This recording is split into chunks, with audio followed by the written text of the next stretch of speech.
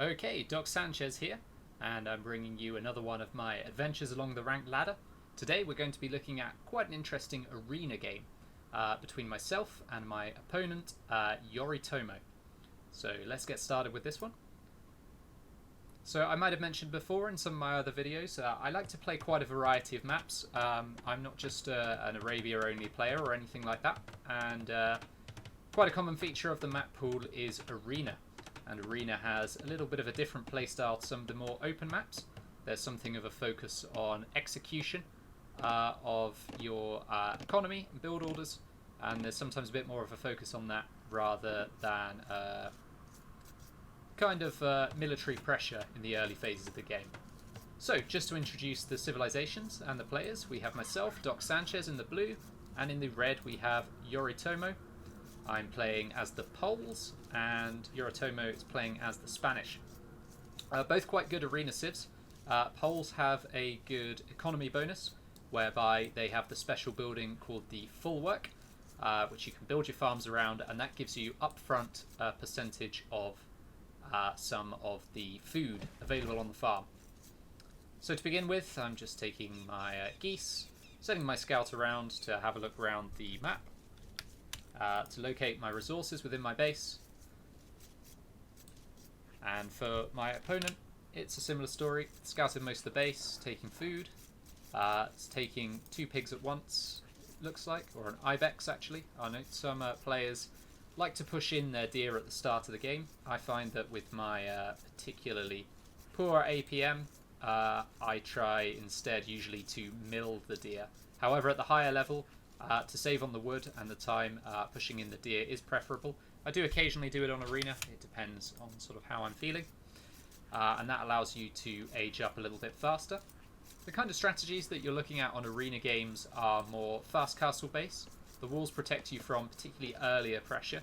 So civs with greater late game economies are very good on this particular map. Spanish and Poles are both good. As I mentioned, with the Poles, you get a bonus to your food income, and also as well, they have the ability to receive a trickle of gold when they mine stone, which is something I usually work around in the arena games, as that allows you to get to a castle a little bit quicker than with some other civs. Spanish, they build their buildings faster, which is very good on this map because quite a common strategy is to use a castle to secure the resources in the middle. So in the middle we have a distribution of relics. Actually, looking at the mini-map, they may be a bit more favourable to myself than my opponent. But you also have some neutral stones and golds, and a castle is a great way to secure that map control. Other common strategies is to build scouts and light cav to secure the centre of the map, and then follow that up with monks to take the relics. The way that Arena tends to play is that people sort of skew towards the late game. You often see sort of less all-in-one TC pushes. You tend to see a lot of booming, multiple TCs, a focus on the relics and gaining control of the centre in order to deprive your opponent of gold and stone. And this is something that we're going to be seeing particularly from my opponent in this particular map. At the moment I'm housed, unfortunately, but the Full Work allows you 5 pop space, the same as a house, and that is incorporated in the price with an extra 25 wood. And you can see there I've noticed getting housed. It's quite frustrating, so I've rushed up a few houses. So typically what I tend to do on Arena is I take my starting food, go to berries, go to the wood line, as on any other map. I tend to try and focus on a lot of wood efficiency, so I will make multiple lumber camps. At the moment I'm on 2.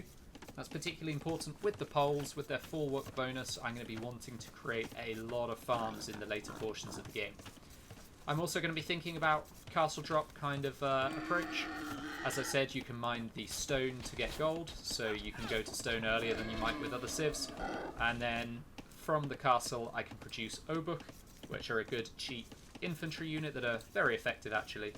Against the AI, I sort of perfected my fast castle into map control using castles. Sometimes I place sort of quite forward castles in order to prevent the enemy from easily travelling through their gates, with the aim to eventually surround and starve out the opponent.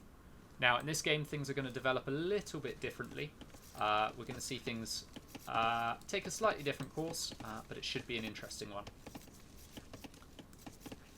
So at this point in the game, I am behind by a vill. My execution wasn't quite right, and I did get housed for a little bit. We're looking at this point to be getting up towards the feudal age.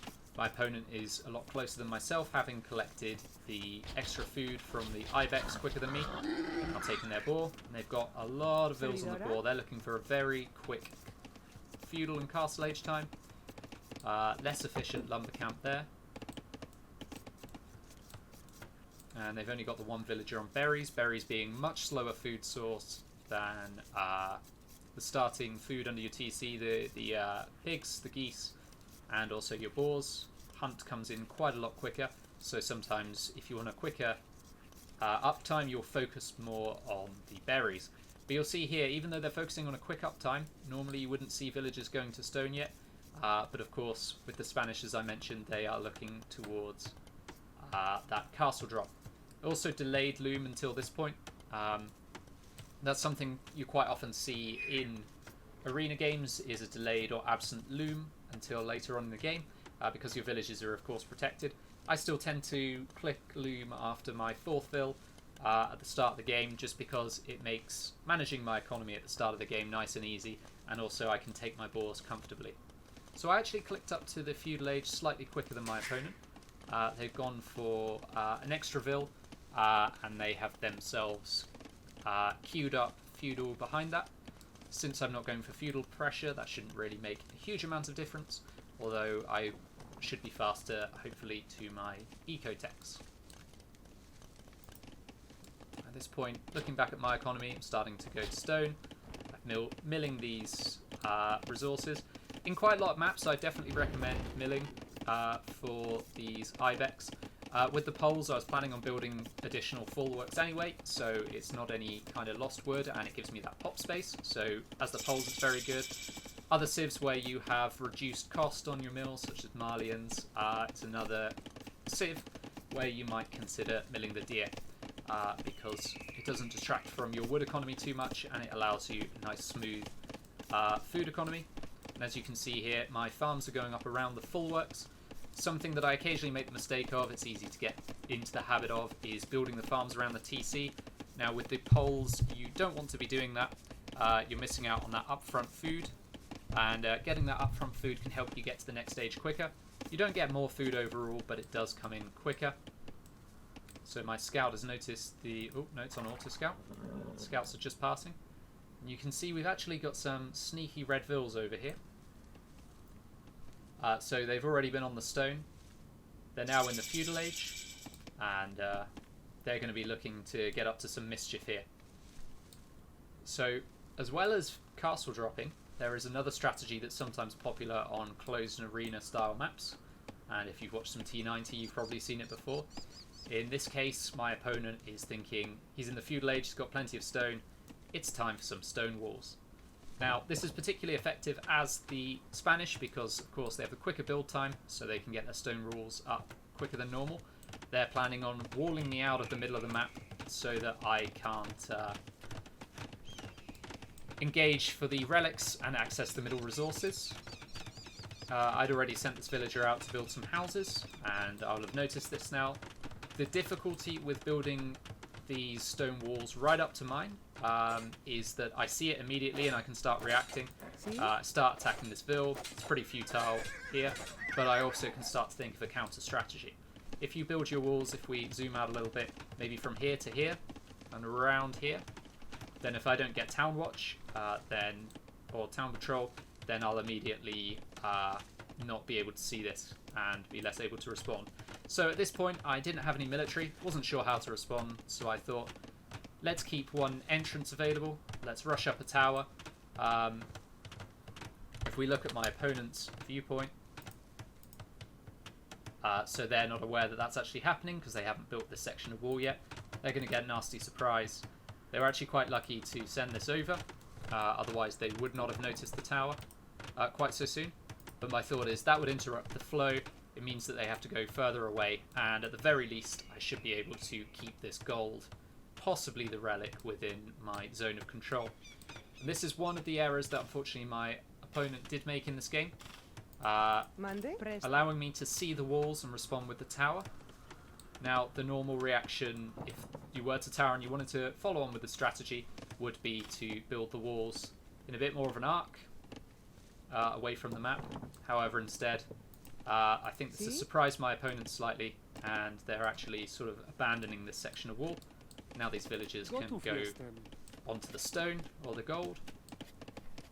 So this was a bit of a distraction, but I've kept my TC working, still had very little TC idle time. In addition to that, I've clicked both of my feudal age techs. That can slow down your castle age time. However, I know that usually I tend to get a slower castle age time than my opponent anyway. And actually in this case, I have actually clicked the castle age quicker than my opponent. So that will allow me access to those more powerful units a bit swifter. And we're starting to build up this farming eco around the full works. My opponent's got some farms. Unfortunately, having not clicked horse collar, this will hurt the wood efficiency. Because these are Dark Age farms, there is not so much food on these. That's potentially a strategy for the Poles, is to have lower food amounts on your farms so that they refresh quickly and you get that hit. But I like to build up my eco-techs. I've also noticed as well there was actually a slight gap in this wall here. I don't know why I put a house there. I figured I'd keep myself walled up. I could have just used a palisade or a stone wall piece and deleted. But I figured I'd keep this section for myself and use it as a little gateway if needs be by deleting the house. My opponent can, of course, see all this. We go on to their point of view. Those walls do provide them with a bit of vision. If you're going for this sort of strategy, it'd be very helpful for them as well to click Town Watch and Town Patrol so that they can see what I'm up to a little bit better and have vision of the edges of my little arena at all times. Now, they've used some military units there to try and distract my tower. They have actually walled up that section now, however, at the cost of some scout HP. And the other downside is building all these stone walls. It is villager idle time. They've decided they don't like my tower, and this is probably another advantage of towering, is they've decided that they want to deal with that to continue the wall off, so it's forced them into a forwards tower. Now, in some circumstances, a forward tower can be very strong. I mean, it does deny this gold, although I'm walled in anyway, so I was already denied the gold. However, the disadvantage of having such a forwards castle is I can very comfortably click up to the Imperial Age and treb that one down from inside my own base. They could use it to try and break through the walls, however, they've not actually really built up particularly any military at this point anyway, so that's not going to be happening. They're focusing on the tower instead. The tower will eventually go down, but it served its purpose in disrupting the enemy's strategy. They're going on to now a second TC. Not so fond of this TC position. It's not near any resources. It could instead have been up against this wood line over here, or at least up against the gold, so that you can swiftly deploy villagers around. You could use it for farms, but unfortunately you can't automate the process of them going into the farms. Now my opponent's made some military here. They've got some spears. They've got a scout. They're going to be following up with conquistadors, which is a very good unit. And they're just using it just to pressure my little forward area here. I did build this and put some scouts in because I was thinking I could somehow secure some map control to get the relics. However, the addition of the castle and the conquistadors has pushed that back for me. Instead, I'm thinking about how to preserve my numbers. Building a counter castle here, which will be out of range of their castle. They haven't got fletching or bodkin arrows, so they've got quite limited range on their castle. And I'm using the market. I'm thinking, let's get a fast imp time. Let's treb down this castle. I've seen that they've been investing into some military and all these walls, so I'm thinking it's almost certain that I'm going to get to the Imperial Age before my opposition. I can take down this castle, and then that puts me in the driver's seat there. Castle goes up. They'd been keeping these villagers around, putting them in danger. I myself didn't have fletching or bodkin, so it's just the one vill pick. However, that does put me, even with only the one TC and some idols, having forgotten to retask these villagers. I do actually have the villager lead at this point. And as you can see from my resources, I'm going to be going up to the Imperial Age very quickly. I've only got the one building. from the Castle Age, and that is the castle. But if you build a castle, that does allow you access to Imp. I click up to Imp, and the 3-minute countdown starts. This stable is still alive. I put a knight in there, but I haven't put too much in here because I know that it's going to get taken down. It's more just something to try and address this little bit of armor. They have had 3 eco kills. I didn't actually withdraw my units over here, and they were picked off by the Conks. But even then still, my eco is bigger than the opponent's, but they're going to be looking now to get some relics. So at this level, at my elo, often when you're engaging in big tasks like completely walling in your opponent, setting up forward castles, forwards in general, the eco does suffer. And as you can see, at this point, and also having so many villagers on stone as well. The more villagers you have on stone, the less you have on gold, food, and wood. I've had quite a lot on stone, but as I mentioned, as the poles, that does afford me a trickle of gold, which actually makes up for the loss of relics in a lot of ways. I tend to rush up my stone mining techs when I'm playing as the poles as well, to help ensure that swift stream of gold and stone. And I've built a mining camp here to go onto the gold later on. I've mined so much stone that actually I'm going to set up another castle. This one's behind my walls. They should be able to see this. But for some reason they've idled some villagers in the area, so I might be able to get some fill picks. This will help with the trebuchet production, because that's going to be the first thing I want to do. I've been storing up some wood, should be able to get some gold in. I'll probably be bringing more villagers to stone in a moment. To gold, sorry. Gold or stone are both good. And first thing I do is I click the treb, straight into the treb with the imp. Starting to get eco upgrades, starting to get fletching, because I want these castles to start breaking down the walls outside of my gates to allow me access to the rest of the map. My opponent's slowly collecting the relics. Only the 1 monk, actually. They could probably have benefited from getting 1 or 2 more, just to speed up the process. And you can see that for the moment they're actually putting them in this very forward monastery, which is a bit of a risk. In a game like this, especially with this castle, you'd want to put them a bit further away, and I think that's been decided, and we're going to use this monastery here. Still not the best monastery position. This potentially could be ranged from trebuchets over here. Speaking of which, my first treb is out.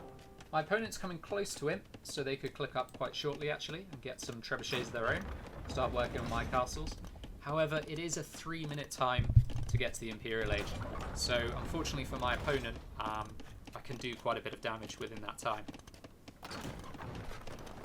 First treb's out, another one's coming. The villagers all left this area, so this is not getting repaired. My opponent does not have a university, so no masonry. That's always good if you know that you're going to get into a treb war. Masonry doesn't cost you any gold, and it can buy you a few extra seconds to help with your repairing. At this point, I'm thinking about getting some army to follow this up with, so I'm getting conscription. Always a good tech to get. Always ensure that you don't miss that one. And also as well, I've been grabbing some stables.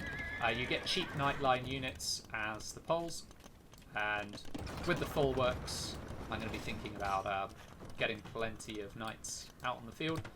More safe castle here, so they're going to want to follow that up. Going into the Imperial Age, they might want some trebs of their own to deal with this region.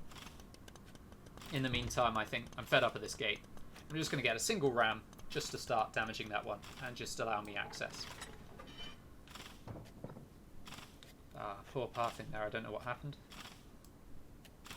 Yeah, this relic is being removed and taken to the back monastery. It would probably have been better to have actually collected the other relics first before relocating, just so you get some gold, but actually one of them has not yet been scouted. Second TC is very slowly, with 1 vill coming up over here, just to allow access to wood, and I'm starting to add additional farms and get crop rotation.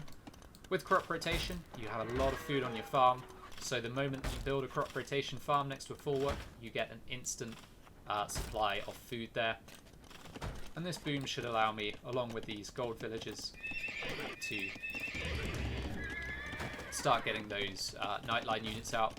You don't get the final armor upgrade as the poles for cavalry, but I'm getting chain barding to try and make those cavalier as strong as possible. I'm also just ramming down these forward buildings. Actually, you know, it's continuing along the wall, hoping to draw the conks into castle range. Although I do not have Bodkin or Bracer, so they're not ranged there. Instead, I bring Ram safely home. Now, military-wise, as the Spanish, you want to be creating these conquistadors. They would actually be very good against my cavalier. However, production with that has been slow. They can only be produced out of the castles, and I have taken one of the castles down. So this is the only route for creating conks, and at the moment that's not going on. Now, something that you'll notice, a key difference between us two as players with the approach that we've taken is, on my side, I actually have crop rotation. I have the Castle Age Bowsaw wood upgrade. I've got handcart. I believe I've got some stone techs and gold techs that have come in as well. And I'm starting to get blacksmith upgrades. I've now got Bodkin for my castles. I've got the Castle Age upgrades for Cav. And I'll be looking to get Blast Furnace later as well. And Bloodlines is in. My opponent has not got any blacksmith upgrades. In fact, if we go over to my opponent's base, we have a couple of production buildings, we have the relics, we have the market. We do have a blacksmith, but it has not been used during this game. Another tech that I picked up, you might have seen some from recent Spread of the Law videos. I'm quite fond of getting guilds as early as possible in the Imperial Age. I use a lot of market to balance my economy, and the way I see it, particularly if I'm at a relic disadvantage or gold is going to be a factor in a game, I want to get guilds as early as possible and to sell off. You always end up floating wood at some point in a game. Sell off loads of wood, crash the prices down, so that later on in the game, if I need to market, then at the rock bottom prices, I'm at least getting 17 gold for my 100 wood, whereas I've made quite a good amount of gold on the way through. So yep, selling down my wood. Wood on Arena is really easy to get hold of. Food as well as the poles with the farms around the Forework is also something that I'm going to be getting quite easy access to, especially with crop rotation. So using lots of market here, trying to build up a real reserve of gold, since I haven't had access to the neutral golds and I haven't had any relics. So my opponent's trying to force an engagement here. They've sent a Treb, they've sent a bit of army. They're hoping that I'm going to rush out and go for the Treb. They could be following this up with more Trebs, however, they are instead queuing up conks. It's one of the problems when you're going for your castle unique unit, is that you can only produce them or Trebs. So I'm using my Trebs to try and fire back, trying to get a lucky hit, but it's quite far away. And actually quite cheekily, I've sent my weak ram out there to see if I can try and get the Treb. Offside. At the very least, I'm trying to bait the pipe into the range of the castle, though unsuccessful there. Ram goes down, does a little bit of damage to the Treb though. That way if I can hit it with my own Treb, like there, I'm actually doing a lot of damage. I'm only repairing with a couple of vills at the moment. I don't have a lot of stone, I've just bought some. But because they've only done one Treb, and I likely have masonry, yeah, so I have, if you look at the opponent HP, they're on 4,800. Mine started off over 5,000, so that bought me a little bit of time. Might have gone down otherwise, and I get a lucky hit with my Treb and take theirs down. I'm repairing their castle. I'm actually getting hoardings as now, so I should get even more HP on those castles. So if they're going to continue to trickle in Trebs, they're not going to have a very good time here. Siege Workshop's gone up over here. I'm queuing up bombard cannons. So I'm thinking that they're probably going to send some more Trebs after me, and this time I want a more reliable answer to that. Still don't have much in the way of military. There we go. As soon as I say that, I start queuing up Cavalier. Lots of Cavalier in the queue, 13. With bloodlines, with upgrades. My opponent has 21 military, and they do have pikes mixed in, which are the natural counter to the Cavalier. However, because there are no blacksmith upgrades, I should be able to trade fairly well. And with the cheaper nightline of the poles, they are actually quite cost effective. Even if I end up throwing quite a lot of them away, I'll be able to make some more. Lots of villagers on gold, and for my earlier game in my techs, my gold was all supplied from the stone. So as the poles, I'm actually not too worried about gold. I'm thinking I'm going to be taking some stone, taking some gold. So in some ways, you could potentially say that having been walled in will put me at actually a bit of an advantage, because the opponent now has not tried to break in. They've actually made it harder for themselves to break in if they wanted. They could delete some walls, but they've taken the mindset of taking their foot off the gas. Eco-wise, they've had the 2 TCs, but they have had significant idle time.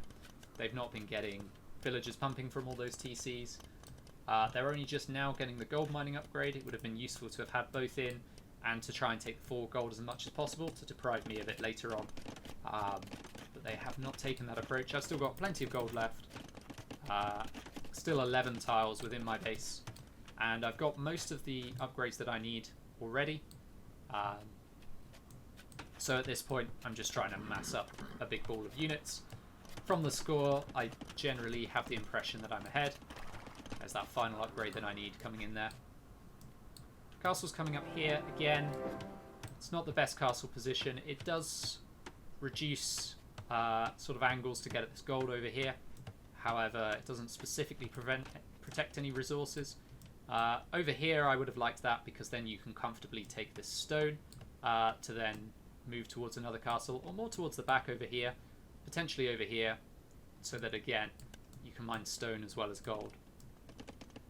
This could have potentially been a good TC position as well. With the 2 vills, slowly put up a TC over here, and then you can saturate this gold with loads of vills, maybe take some wood as well. And then if I start on an attack, then that's an area of eco that is actually out of harm's way. At this point, I'm just trebbing, trying to get rid of some of those walls. I know that those walls are giving the opponent vision, which is why I've not been building towards the walls. I've been mainly expanding into the corners. As you can see, I've got quite a lot of food and wood. I'm getting ready, coming into my post in position to send out a lot of gold units and take the fight to the enemy. So this has been a bit of a slower one. Again here, just running up loads of houses. I want to get to as close to 200 pop as possible. And that's one of the advantages with arena games. Because you get to that imp position, because there's lots of gold available on the map, you can have some real fun, fully teched up Imperial Age armies. Which is one of the reasons I like to play it. If you get rushed earlier on in the game, then things can conclude quite quickly. It tends to be with arena that the player who gets a mid-game advantage tends to push that one through to the victory. At this moment, I'd say I'm ahead. But this could be turned around if I took a poor trade, or if the opponent really started producing more vills.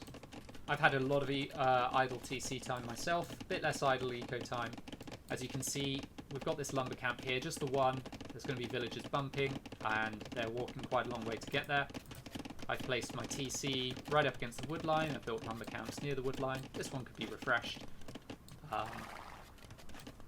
Added some more fullworks, even a farm around the TC. I just want lots of farms, lots of woodcutters in order to supply this wall.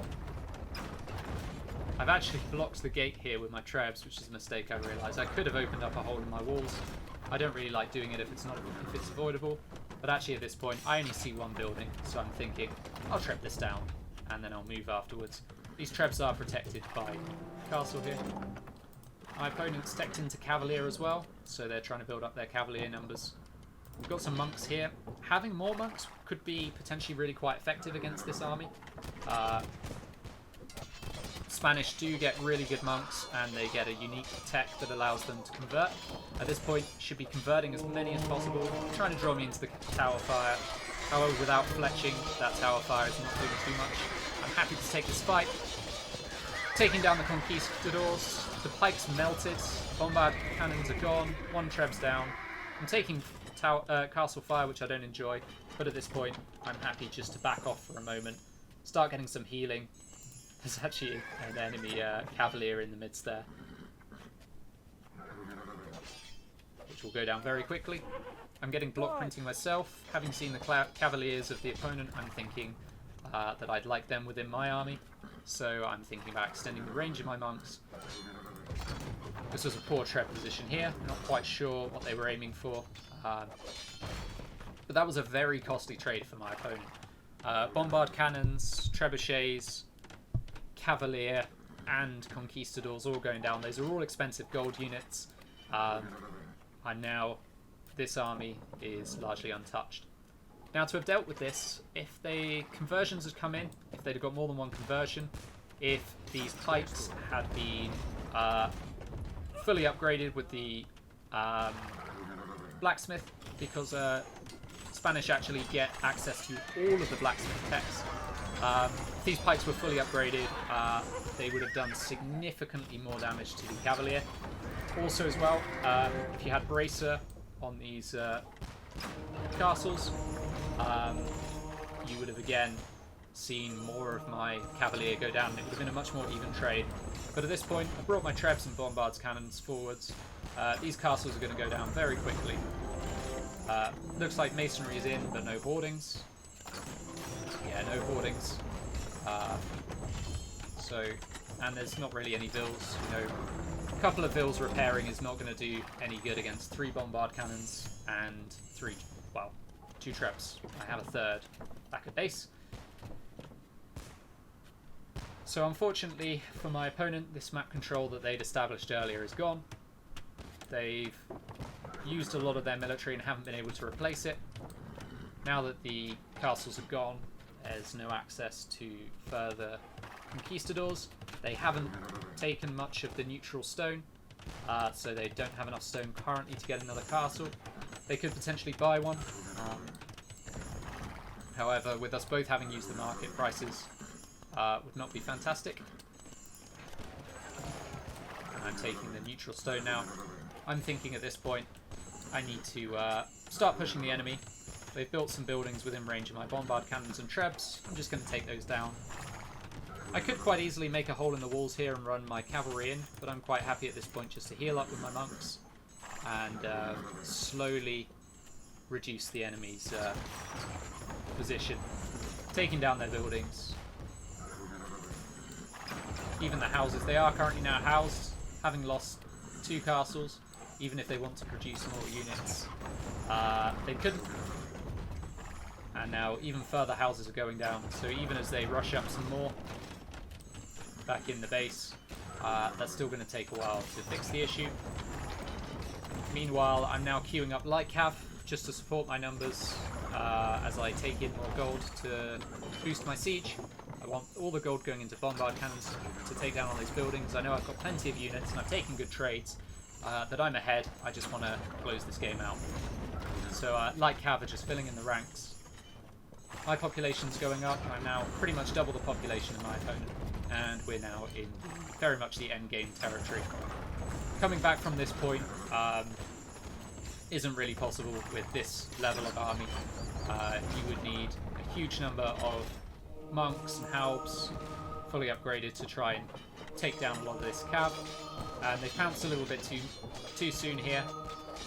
They've grouped all these units together, so they very slowly walked back away.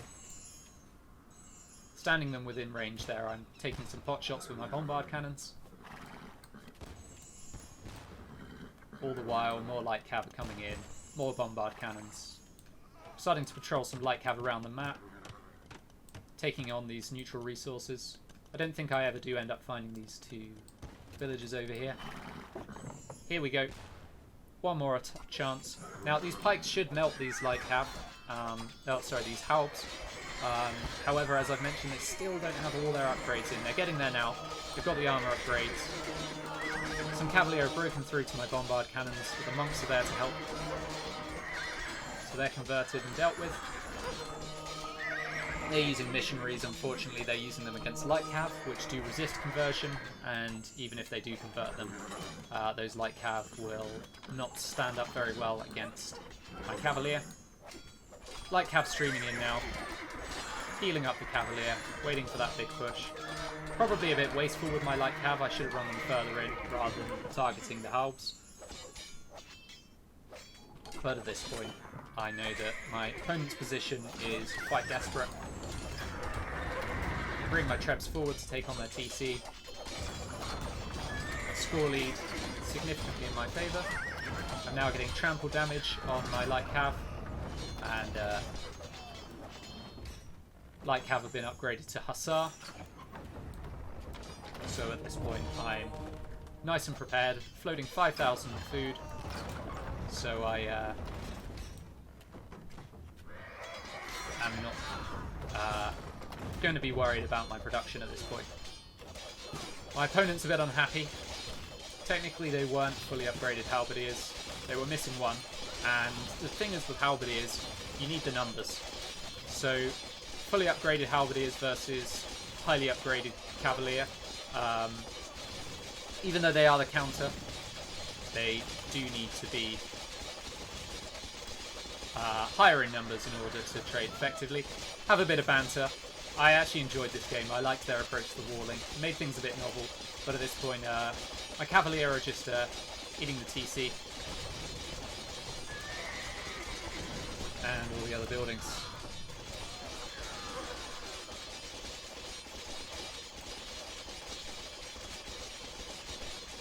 Yeah.